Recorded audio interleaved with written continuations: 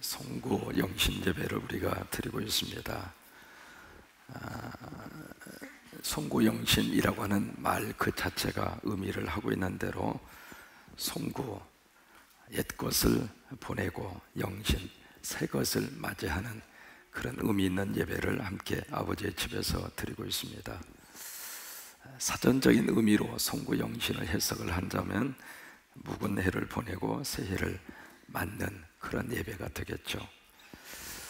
초창기에 미국의 선교사님들이 한국에 오셔서 송구 영신 예배를 인도하면서 예배 시간 내내 묵은 해를 묵은 년이라고 그래서, 그리고 새해를 새년이라고 자꾸 그래서 선교사님이 송구 영신 예배 끝날 때까지 묵은 년이 가고 새년이 옵니다. 그러니 더 이상 묵은 년에 의해서 마음 상하지 마시고 묵은 년은 미련 없이 다 보내고 이제 새년을 맞이해서 새롭게 사십시오라고 하는 에피소드가 있을 정도로, 그게 이제 송구 영신 예배 가지고 있는 하나의 에피소드 가운데 하나입니다. 이 송구 영신 예배의 기원은 한국의 복음이 전해지면서부터 시작이 됐습니다. 굉장히 오래된 전통을 가지고 있는 것이 바로 송구 영신 예배입니다. 1885년 12월 31일 초기의 선교사님들이 모여서 제야 기도회로 모인 것이 송구 영신 예배의 기원입니다. 전 세계 어디를 보아도 한 해를 보내고 한 해를 맞이하면서 송구 영신 예배를 드리는 나라가 없습니다.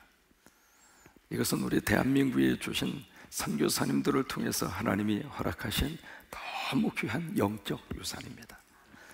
그래서 한 해를 하나님의 성전에서 보내고 새로운 해를 하나님의 성전에서 맞이하는 이 예배에 오신 여러분 모두 위에 하나님의 큰 복 내려 주셔서 오늘 짧은 메시지를 전합니다만 이 메시지가 송구 영신하는 큰 의미 있는 말씀으로 가슴에 새겨졌으면 좋겠어요.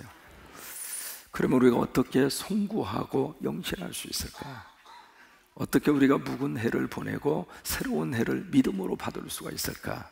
오늘 성경에서 그 답을 찾을 수가 있습니다. 여러분, 창세기는 4명의 걸쭉한 믿음의 사람들의 이야기예요. 첫째는 아브라함의 이야기고, 두 번째는 이삭의 이야기고, 세 번째는 야곱의 이야기고, 네 번째는 누구 이야기일 것 같아요? 요셉의 이야기입니다. 근데 4명의 그 족장들의 이야기를 성경이 기술을 하면서 가장 많은 부부를 할애해서 말씀을 기록한 인물이 요셉이에요. 요셉은 창세기 37장부터 나옵니다. 37장에서 50장까지 무려 10석장을 할애를 해서 요셉에 대한 이야기를 성경이 취급을 하고 있어요. 어쨌든 우여곡절 끝에 그가 애굽으로 가게 됐잖아요. 그래서 애굽으로 가서 숱한 인생의 파란만장한 생을 요셉이 살아요. 살다가 그가 총리 대신이 됩니다. 참 어두운 기간이 다 끝났죠. 여러분, 인생을 살다가 보면은 올라갈 때도 있고 내려갈 때도 있어요. 여러분, 내려가는 순간에는 하나님께서 나를 올려주실 기회가 분명히 있다는 사실이에요. 높은 곳에 올라갔다고 해서 그 자리가 영원한 자리가 될 수가 없어요. 올라갔다가도 내려갈 수도 있고 내려갔다고도 다시 올라갈 수 있어요. 요셉의 인생 속에 하나님이 너무 귀한 장소로 그를 높여주신 거예요. 이 한 해를 사는 동안 하나님이 여러분들을 높여주셨으면 좋겠어요. 우리 자녀들을 높여주셨으면 좋겠어요. 사람이 말이죠, 높은 곳에 올라가면 남들이 볼 수 없는 것을 볼 수 있어요. 남들이 도저히 확인할 수 없는 좋은 그 세상을 그는 바라볼 수 있고, 그 세상을 보면서 그는 새로운 생각을 가질 수 있어요.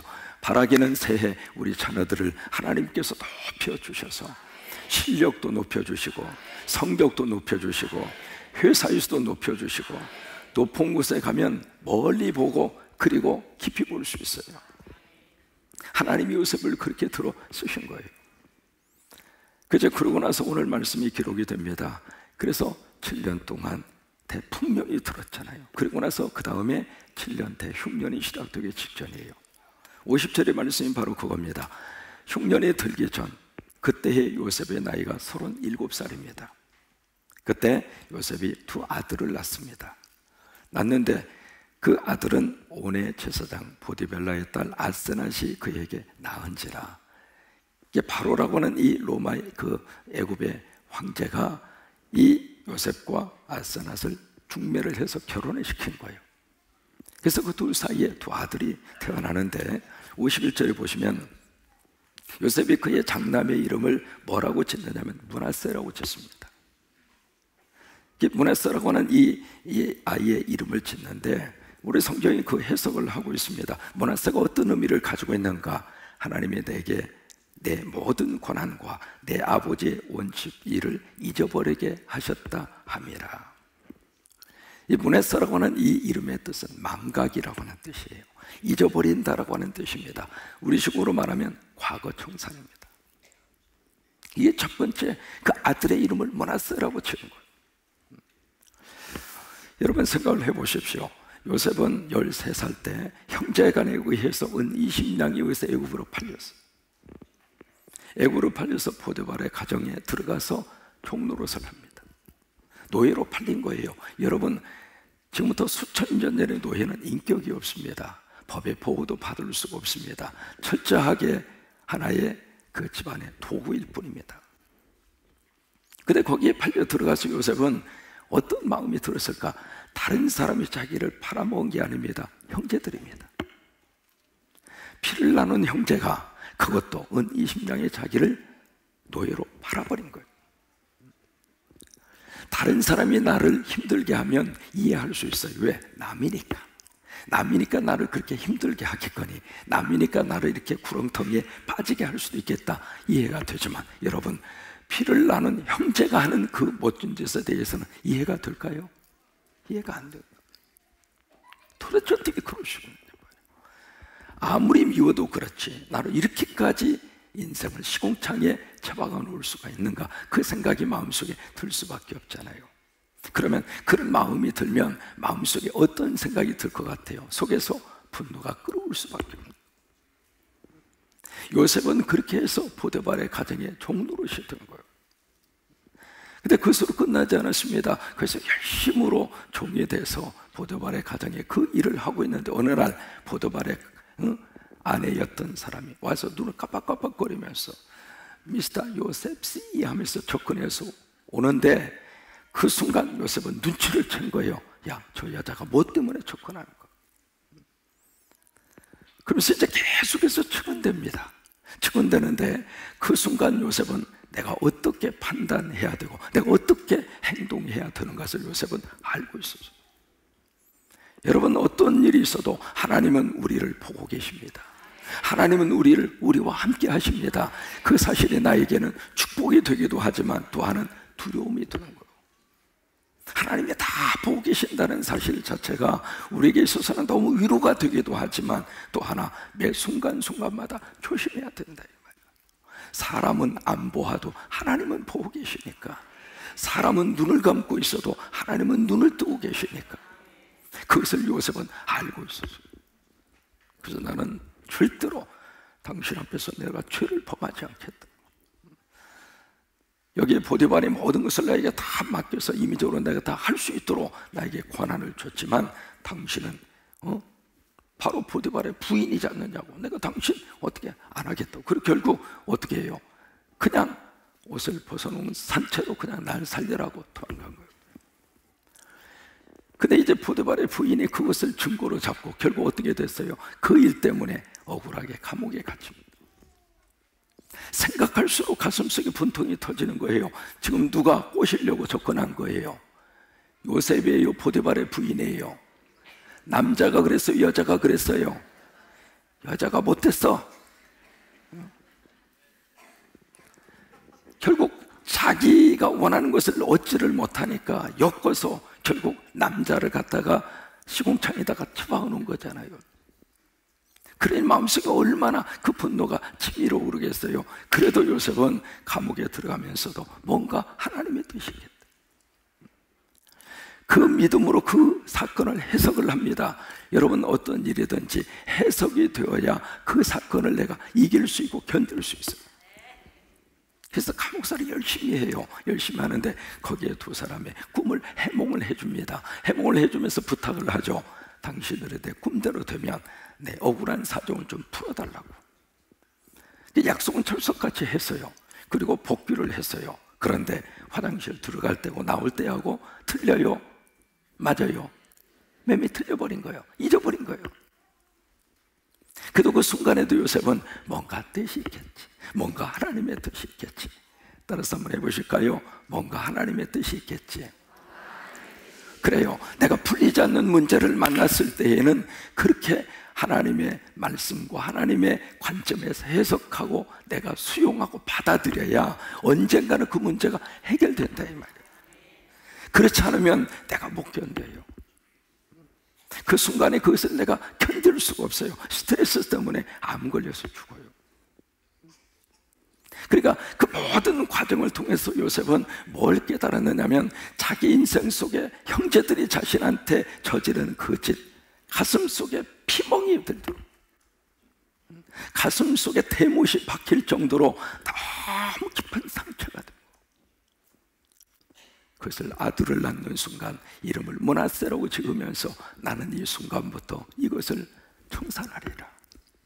더 이상 내가 과거에 쓰라린 아픔과 그 배신의 상처 속에 갇혀서 내 인생 살지 않겠다. 그래서 므낫세라고 지은 거예요. 과거 청산하겠다 그거예요. 과거를 내가 잊어버리겠다 그거예요.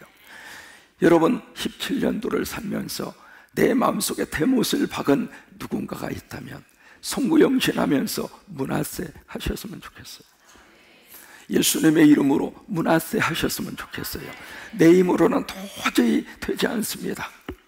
때로는 자식 놈이 애비의 가슴에 대못을 박는 경우들이 있고, 형제지간에 살면서 그냥 형제 관계 속에서 너무 힘들게 한 형제들이 바로 여러분 곁에 있을 수가 있고, 부부의 관계 속에서도 서로 의지하고 살아야 할 우리의 관계가 왠지 모르게 그냥 상처 주고 상처를 받고, 한 해를 살면서 나도 모르게 가슴속에 그냥 툭 하면 터질 것 같은 봉선한 사랑이 아니라 눈물이 터질 것 같은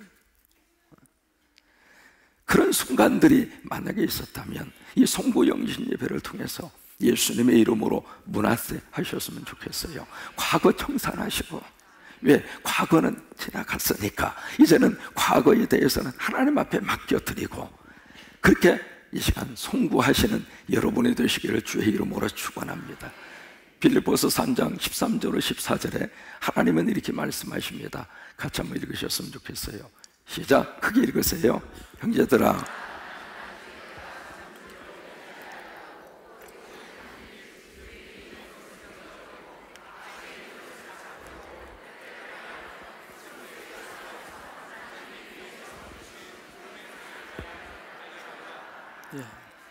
거기에 뒤에 있는 것을 잃어버리고 잊어버리고 영어로 forget이라고 하는 단어를 썼어요.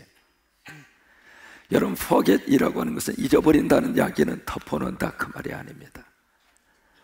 자꾸 우리가 덮어놨다가 비슷한 상황이 오면 다시 또 꺼내서 보고 또 꺼내서 보고, 그건 잊어버리는 게 아닙니다. forget이라고 하는 것은 말 그대로 지워버리는 거예요.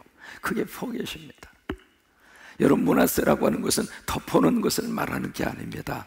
과거니까 그냥 흘러버리고 그냥 흘렀으니까 그냥 그대로 그냥 지나친 그런 것을 말하는 것이 아니라 정말 믿음 안에서 과거 청산 깨끗하게, 더 이상 과거 때문에 가슴 아래하지 마시고, 더 이상 과거 때문에 더 이상 발목 잡히지 마시고, 더 이상 과거 때문에 눈물 흘리지 마시고, 과거는 과거대로 하나님께서 그 순간 잘했던 못했던 내 인생 속에 의미 있는 시간이었다 생각을 하시고, 오늘 이 시간에 2017년도가 예수님 안에서 다 므낫세 하셔서 그런 송구의 귀한 이 밤이 되시기를 주의 이름으로 축원합니다. 미국의 18대 대통령이 그랜트라고 하는 대통령이 있어요. 유리세스 그랜트라고 하는 대통령이 있는데, 이 대통령은 미국 육군 사관학교를 나온 사람이고 육군 대장 출신입니다. 이분이 남북전쟁에서 엄청난 혁혁한 공을 세웁니다. 근데 그랜트라고 하는 이 대통령이 자기 인생에 있어서 두 가지의 너무 귀한 철학을 우리에게 가르쳐주고 있습니다. 그 철학이 바로 뭐냐면, 어두운 과거는 빨리 잊어버리자. 이게 그분의 인생의 철학이에요. 사람이 살면서 누구든지 어두운 과거가 없는 사람이 누가 있어요? 다 가지고 있는 거예요. 어느 사람이든지 밝은 요소만 있는 게 아니거든요. 다 어두운 과거를 누구든지 다 가지고 있거든요. 근데 이 그랜트라고 하는 이 사람은 어두운 과거 내가 할 수 있으면 빨리 잊어버려요. 빨리 잊어버려요. 오늘 내게 맡겨진 일은 최선을 다하자. 이게 그 사람의 인생 철학이에요. 그 인생 철학을 가지고 결국 미국의 대통령까지 됐잖아요. 여러분 오늘 이 시간 송구하시면서 다 문화세 하시기를 바랍니다. 같이 한번 고백하세요. 문화세. 2017년도는 문화세. 오케이. 내 가슴에 있는 어두움도 문화세. 우리 가정 안에 있었던 상처도 문화세. 남자분들만 따라서 하세요. 마누라한테 잘못한 것도 문화세.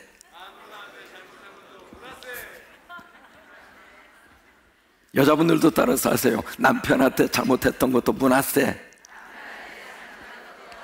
그래요. 부모님에게 잘못했던 것도 문화세, 자식에게 잘못했던 것도 문화세. 그래요. 2017년도 하나님의 은혜 안에서 다 문화세 하시기를 바랍니다. 그 다음에 두 번째로 여기 52절에 보시면 차남의 이름을 에브라임이라 하였으니 하나님이 나를 내가 수고한 땅에서 번성하게 하셨다 함이었더라. 여기에 에브라임이라고 하는 이름을 지어요. 두 번째 아들한테.